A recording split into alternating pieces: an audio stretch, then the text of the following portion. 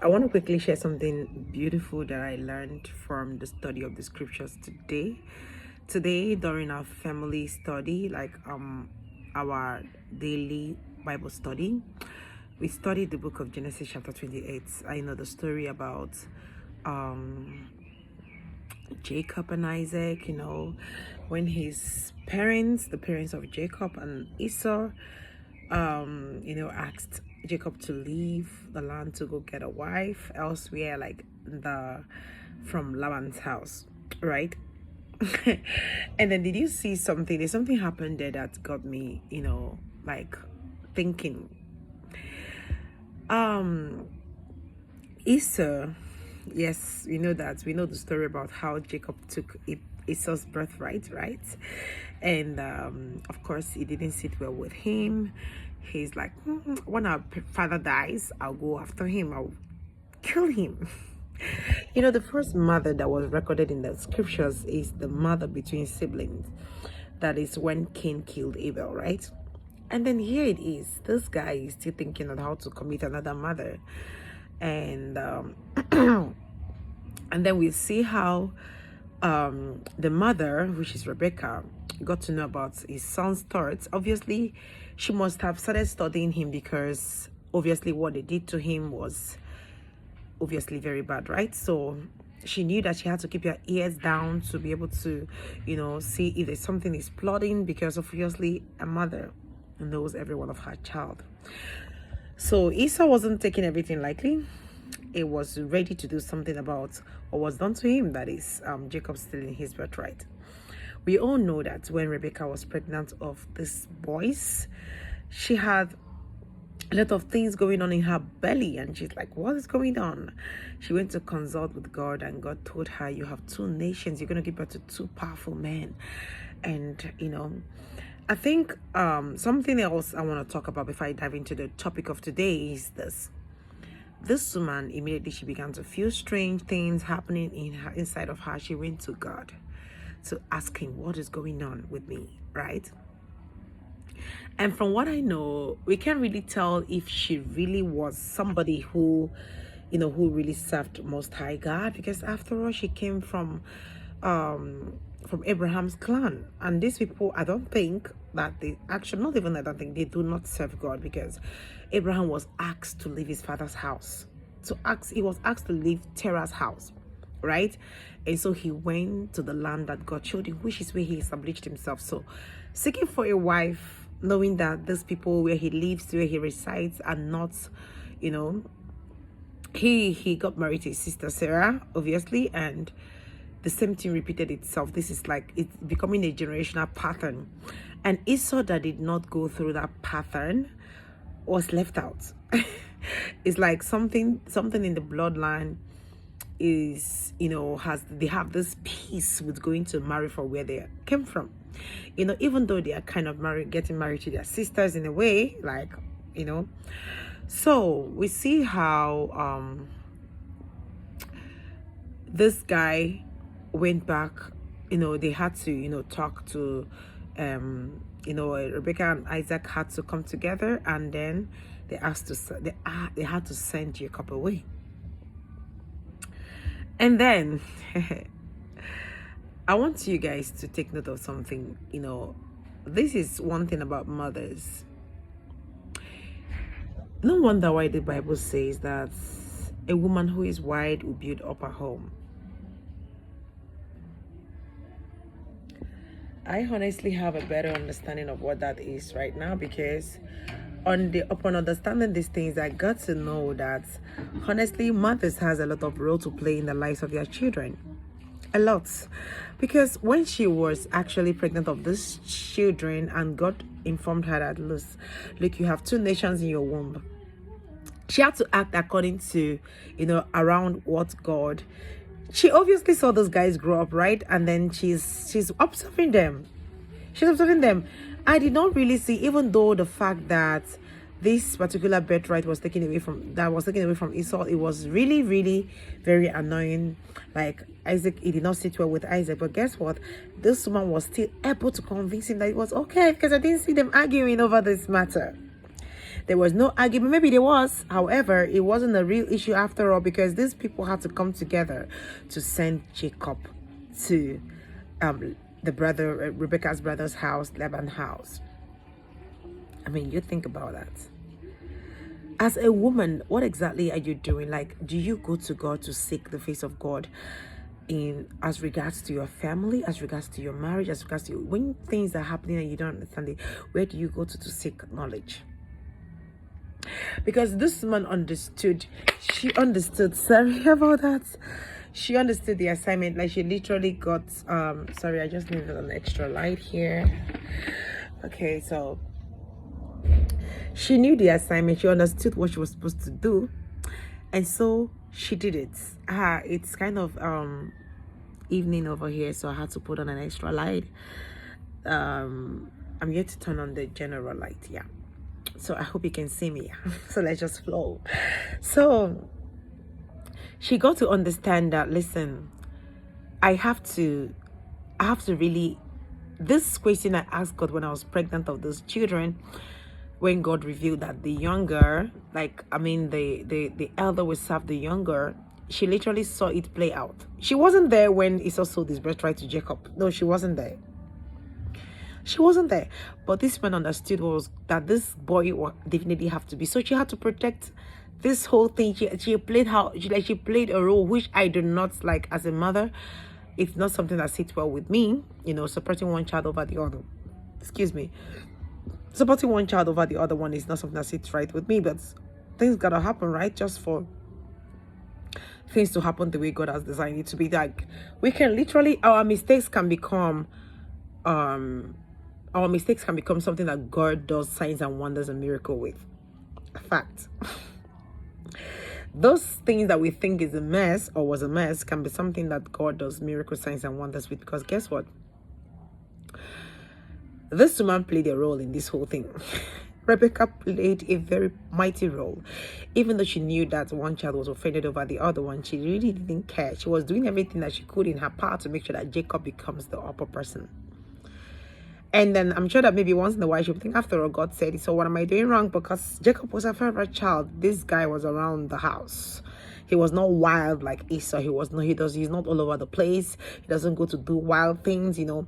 One thing I really seriously talked about, like I discussed with the kids about these boys, where the fact that I got to know something about this Esau's character. Esau is a competitive person.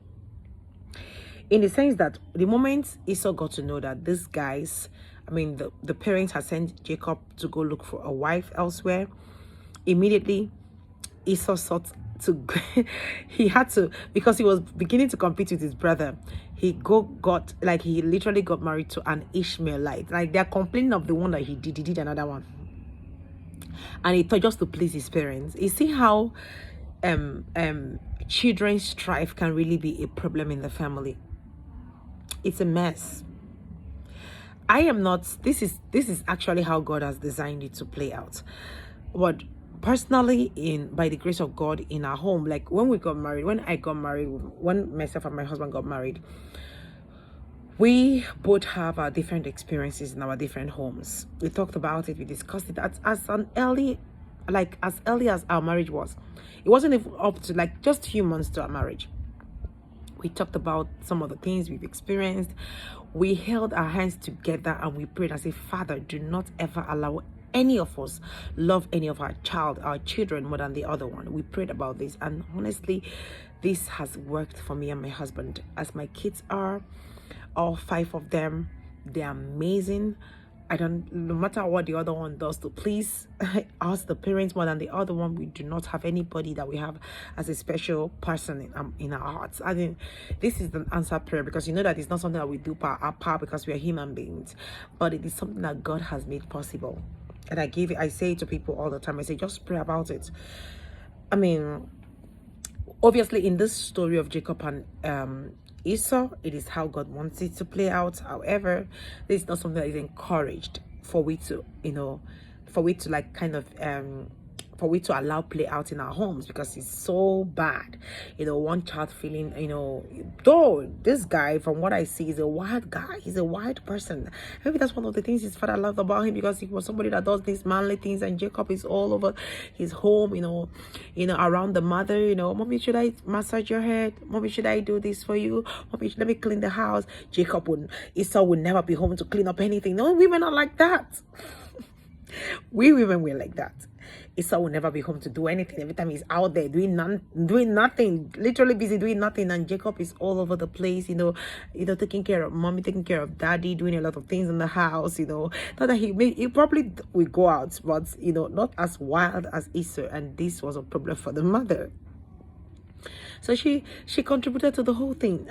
God, no matter what we do in life, God's will always come to pass, irrespective of how we look at it, how we view it. No matter what we do, see, whatever God has said will definitely come to pass. That's the truth, bottom line.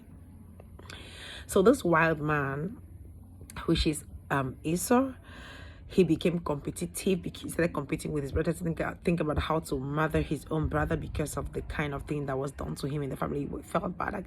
I literally felt for him bad. No matter how bad we feel, we shouldn't think about those kind of things. However, this was actually what played out. But thank God that later later on they were able to make up, because come on, they are twin boys. There will always be peace later by the grace of God. So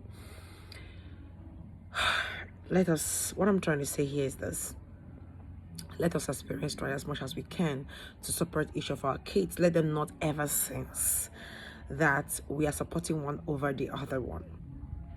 Sometimes it comes up among them, like they will literally be discussing. I'll come up with things like, I think the way mommy treats you, she treats you better than me. And then I'll be like, what? There was a day that I was eavesdropping on my kids in their room.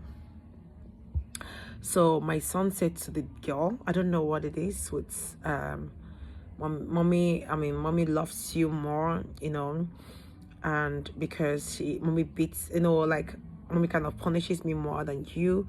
And the girl was like, what did you just say? That's not true. You are lying. Literally, you don't need to tell lies about this. Come on now. There's no way mommy loves me more than you, because it's obvious that mommy loves everybody in this house. If I do the things you do, mommy is going to spank me too. So please do not say that. And the brother became calm. I was eavesdropping. They never knew that I was listening to them. And my son became quiet. He's like, that's true though. And I just laughed and I went away. I'm like, okay, I wasn't there. Like, there's a lot of things that happened that they said that I cannot really recall everything, but that part was a beautiful scene for me. They never knew that I was listening to them, but I heard that part and I was pleased, because no matter what, like literally this one is busy telling him there's no way. In fact, if we're supposed to talk about it is even you, because come on, if I do the kind of things you do, mommy's going to spank me big time. So please do not say that. So because we punished him for what he did wrong, he's like, mommy, started feeling bad. Mommy loves you more. And the sister is like, if I do the kind of things you do, I'm going to receive a bigger punishment as compared to you. And that's it. They started the topic by themselves, they ended it there. The brother, like, they literally understand that no, these kind of things do not exist in this house. Mommy and daddy loves us equally. They have no love for one person over the other in the house, and that's it. You see, if you're able to establish this thing in your family, amongst your children, they will strive, they will do well. They will do so well that you'll be like, wow. They will do so well that you'll be so wowed. That's the truth. Nothing but the truth. So as parents, let us try as much as we can. Number one, especially as mothers, let us always go to God first. If there's anything going on in the family, please seek the face of God over it. And if there's anything going, and do as much as you can to make sure that your kids, your children, understand that you love them and you love them equally, that you will not support one person over the other. That when you are being strict, you be strict to everybody. When you're loving everybody. When you're serving punishment, you're giving everybody their own punishment. You're not being biased. You're a straightforward person. They see that you love them sincerely from your heart. You're not trying to create division over them. You're trying to create a beautiful love, like a beautiful lovely environment for them to grow in. And you'll see that love will be residing, like they will literally naturally have love for one another. Love is not something that we strive to get. It is something that comes naturally. And if you're able to establish these kind of things in your family, I tell you, your kids will naturally love themselves because they see that our parents love us. God loves us even more. So how much more?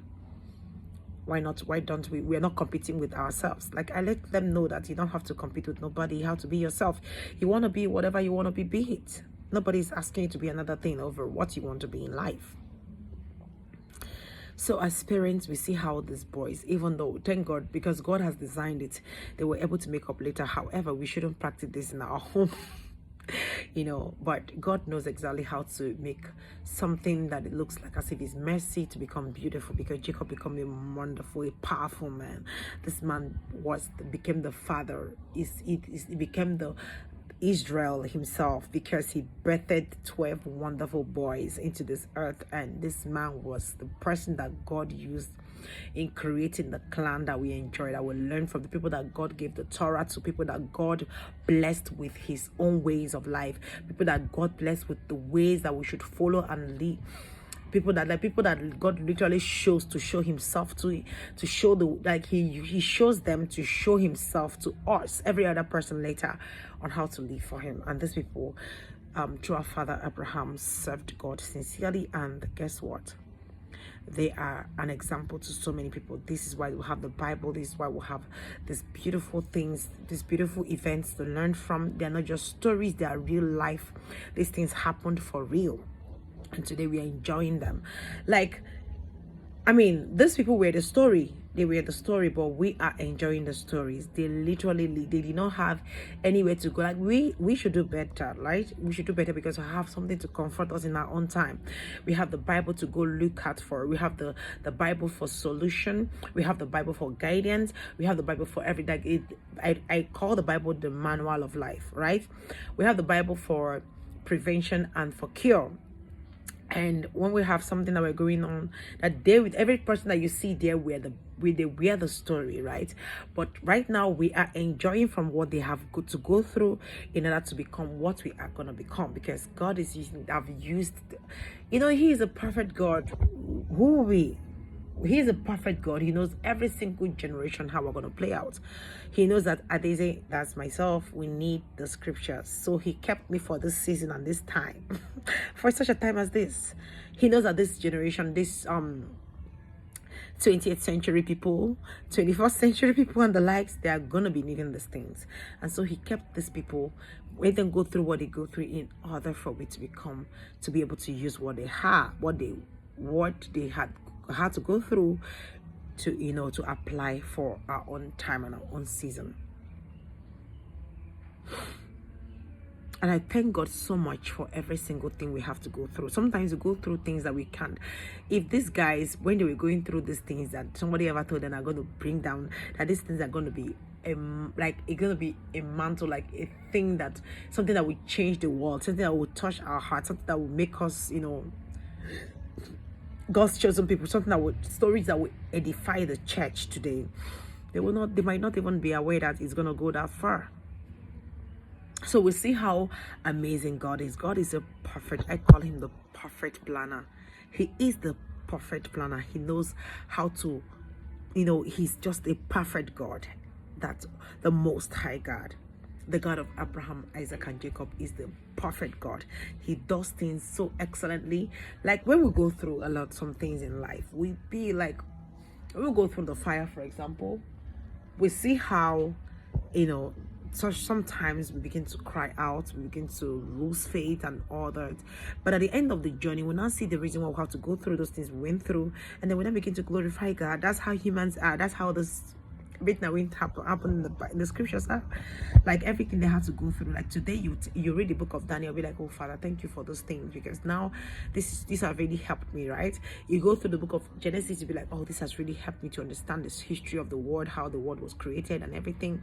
You go through the book of Exodus, you understand some certain things. You go through the book of Matthew, Mark, Luke, John, you be like, whoa, these things there, you hear words of Yahushua HaMashiach written in the red, and you're like, whoa, man, you just want to grab on this, you just want to eat and consume and consume and consume. And it is really, you don't have something, a sword of the spirit to fight with. You have the word of the living God, you have this word, the word of God himself, to fight with. You now have the scriptures. You can now say, by his stripes I am healed. You can now say things like Father, I thank you because your word says, your word says. You now have a word, because these people have to go through these things in order to, for we to have something beautiful to look up to.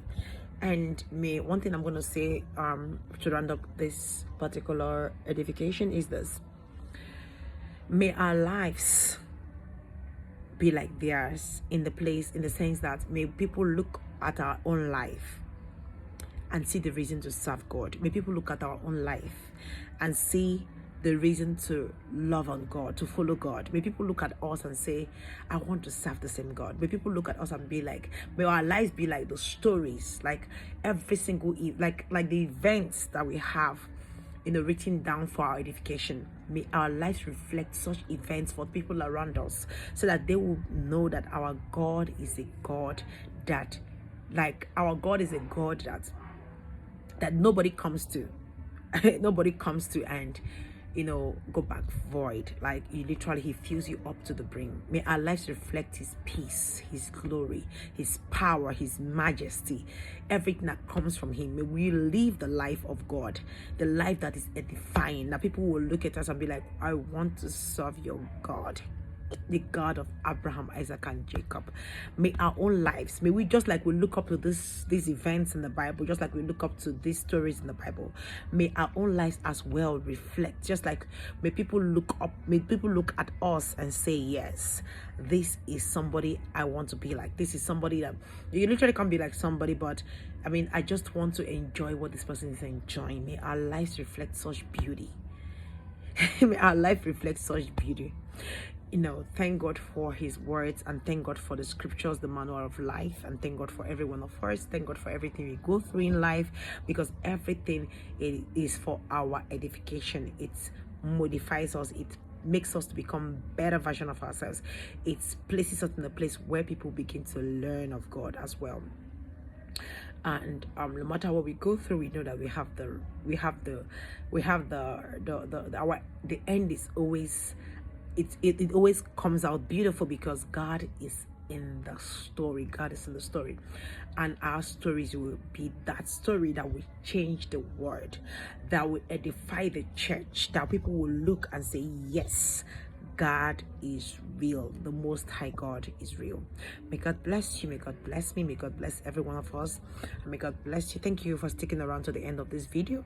If you haven't subscribed to our YouTube channel, please do well to subscribe, because we, by the grace of God, we're going to be doing a lot of beautiful. This place is going to transform your life by the grace of God. Let's use that word. So stay subscribed, tell me what your thoughts are on this teaching, and do well to share us too. You never can tell who this video is going to change, his or her life. And stick around. Make sure you're subscribed so that we can see you around. It's a beautiful family we are building right here, and you are a part of it. Thank you, and God bless you. See you on my next one.